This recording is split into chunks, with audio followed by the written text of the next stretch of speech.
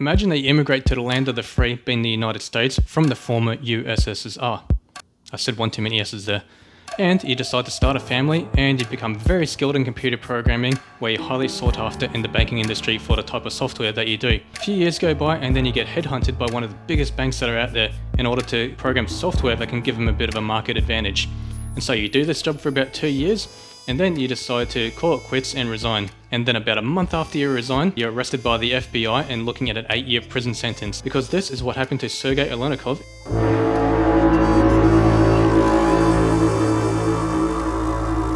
So in order to explain why Sergey Aleynikov was arrested, I first have to explain what front running is. Let's just say that my friend here, Spencer, wanted to buy a $100 share. In a normal world, he'd go up to the exchange and say, "I'd like this share for $100, please," and they'd buy the shares for $100 and Spencer would be on his way. And then, for whoever decides to buy that same share after Spencer, would then have to pay $100 and say 20 cents, because Spencer's purchase would have caused that asset to go up slightly in value. However, now let's imagine that there's a front runner involved. Let's just imagine that Spencer says, "Okay, I'm going to buy this $100 share." Now you say it out loud, and then they walk over very slowly to the exchange. But meanwhile, another party has overheard that Spencer wants to do that, and so then they jump ahead of Spencer in the queue, buy that same $100 share, and then wait for Spencer to get to the exchange. And then when Spencer says, "I'd like this one share that used to be $100, please," and then the exchange will say, "Yeah, no worries, that'd be $100.20 because someone got in just before you." And then that front runner that got in just before him will then turn around and say, "Oh, actually, I can sell it to you for $100.10. And of course, Spencer's going to take that deal because it's still the cheapest offer at the exchange. And so then they pay $100.10 rather than $100, and Spencer goes on his merry way. And this doesn't really sound like a big deal until you consider that if they did this for literally every time that a normal investor, big or small, decided to buy or sell a share, just parasiting with every single trade going on the exchange in that day, that would add up to millions and millions of dollars. There's actually zero risk for the people that do front running practices, because they know for a fact that they can exit their trade via the party that they're actually front running. And when these larger banks do this front running via technology, they obviously are not going to call this practice front running, because that's obviously going to perk up the ears of any regulators or anyone that's not really happy about what they're doing. And so they call it high frequency trading. And with high frequency trading, to be fair to that term, there are actually some legal practices that also fall under the umbrella. As an example, there's cross-exchange arbitrage, which is looking at different prices across different exchanges. And then if they notice that one exchange has one price and another exchange has another price, that they'll basically keep trading on the smaller exchange until it matches the price of the larger exchange. It's not exactly contributing to society, but it's not really unethical or illegal. So that also falls under the banner of high frequency trading. But unfortunately, that is only a minority of what happens in high frequency trading. The majority of high frequency trading is actually front running. Just to cover myself legally, no one apart from Citadel Bank have actually been busted doing this. And when Citadel were busted, they basically had to pay a huge settlement and also reimburse the clients that they were ripping off, which turned out to be 3/4 of their own clients. And so it is only speculated, and it's never been proven that the other large banks are doing this, although I have my opinion, and by now you probably have your opinion as well. And also with this high frequency trading, you might be wondering how quickly all of this happens. I mean, in the example that I just gave above, where someone just pushed in front of Spencer to buy a stock, you sort of imagine that'd be less than a minute, but it's actually way faster than it. It's not even milliseconds, it's literally microseconds. And for all of these competing parties that are doing this front running, speed is essential. I mean, even if they're faster than the everyday consumer, they have to be faster than the other banks that are trying to do this as well. Goldman Sachs were not doing too well. In fact, they've been beaten by much smaller competitors. So they hired Sergey Aleynikov to try and solve this problem, so one of the bigger banks could actually be one of the best at this high frequency trading practice.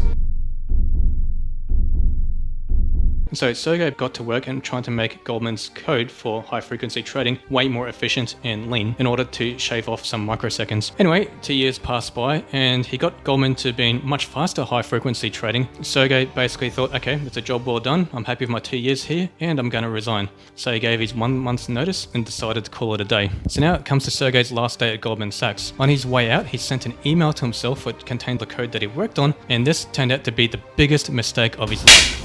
After he had left, Goldman Sachs noticed that he emailed himself some computer code, and so they called the FBI to launch an investigation. And within 2 days of Goldman Sachs calling the FBI, Sergey Aleynikov was in handcuffs. So just think about that, 2 days between getting a tip-off to actually arresting someone for a very highly complex white-collar crime. I mean, I cannot name a single other time in history where something like this has happened within days. I mean, even let alone weeks or months. If you know of another case, please tell me in the comments. So after being arrested by the FBI, he was put on trial. trial. And on December 10, 2010, he was sentenced to 8 years in prison. And why is that sentence so severe? Well, part of it was his fault as well, because he had little comprehension of how serious the charges were against him. So he actually waived his right to a lawyer. So he didn't exactly do himself any favors there. And also he signed a confession that an FBI agent had written up, but it was full of technical errors that any computer coding analyst can basically say is a useless confession. And so at 40, he was stuck in a prison for what he thought would be another 8 years, and his wife left him, and he thought he's never going to see his kids again. And to fight this legal fight, he actually had to spend all of his savings. So imagine being 40 years old, and for something that you didn't even realize was a crime, you've basically been sent to jail by essentially one of the biggest banks in the world and having your whole life ruined. And so when Goldman Sachs was asked about his crime and why they're pressing the FBI to press such serious charges against him, Goldman Sachs is quoted as saying he stole software that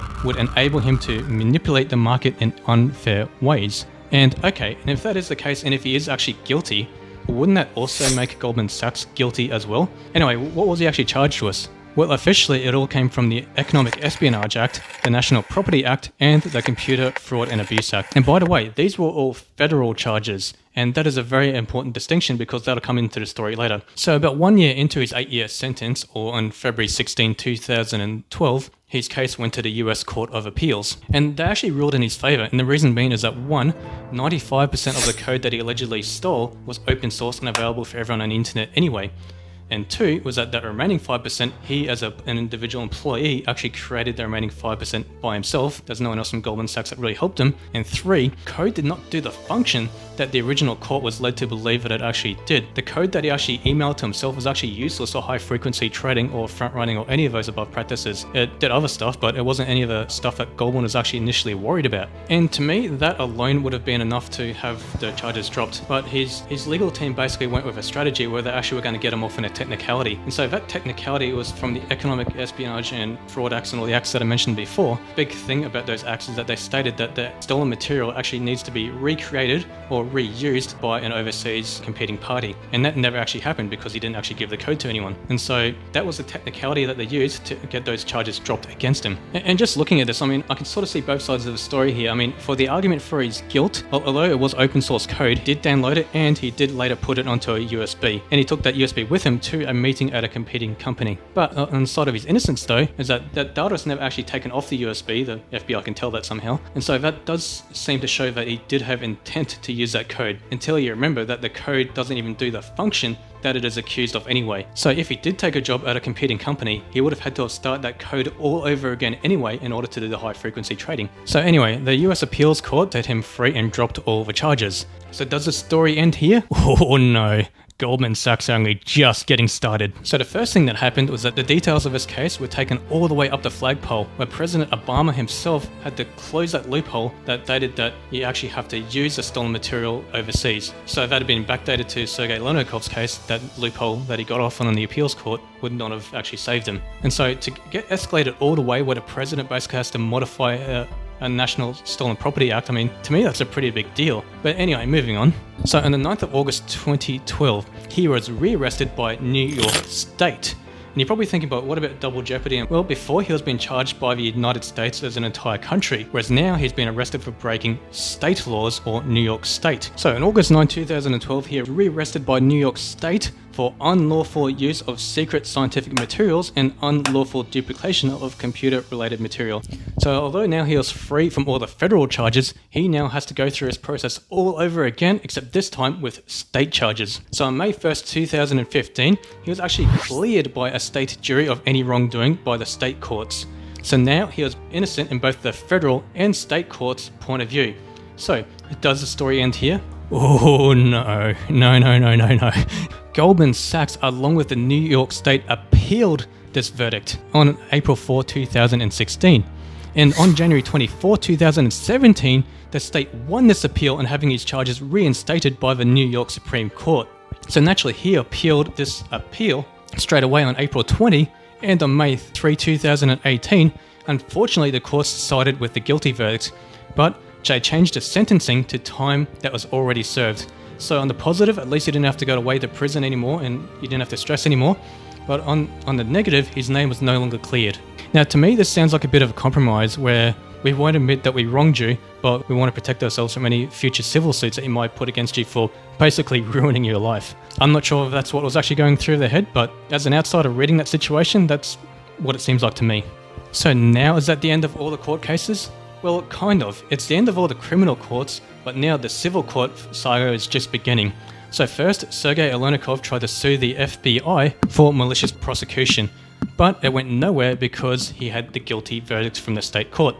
And then later, he tried to sue Goldman Sachs for a very similar charge to recoup his lost legal fees, and again, he lost because he had that guilty verdict, to really simplify the whole civil trial. So yeah, this is a legal saga that just seems to go on and on and on and on and on and on. So anyway, I won't end this story by talking about Goldman Sachs or any of the other banks doing high-frequency trading. I'll end this video by talking about Sergey himself. So he has actually rekindled with his children, but he never actually reconnected with his ex-wife. And he never recovered the funds that he lost in his legal defense. And for most people that have gone through this situation, I mean, naturally you'd assume that he'd be a very angry person for what he's been through. I mean, for such a minor act and to get such a harsh penalty and to lose everything that you ever built for your entire life. I mean, 99 people out of 100 that have gone through this experience be incredibly bitter and incredibly angry. But not Sergey. He's actually sort of become very calm, and I'm trying to think of the word for it, whether it be stoic or spiritual, or the Filipino term being bala na, meaning that it is what it is and just be happy. So I'll end this video with a quote from him in regards to his whole prison experience. If the incarceration experience doesn't break your spirit, it changes the way that you lose many fears. You begin to realize that your life is not ruled by your ego and ambition, and that it may end any day and at any time. So why worry? You learn that just like on any street, there is life in prison, and random people get there based on the jeopardy of a system. The prisons are filled with people who have crossed the law, as well as those who were incidentally and circumstantially picked and crushed by someone else's agenda. On the other hand, as a vivid benefit, you become very much independent of material property, and you learn to appreciate the very simple pleasures in life, such as sunlight and the morning breeze.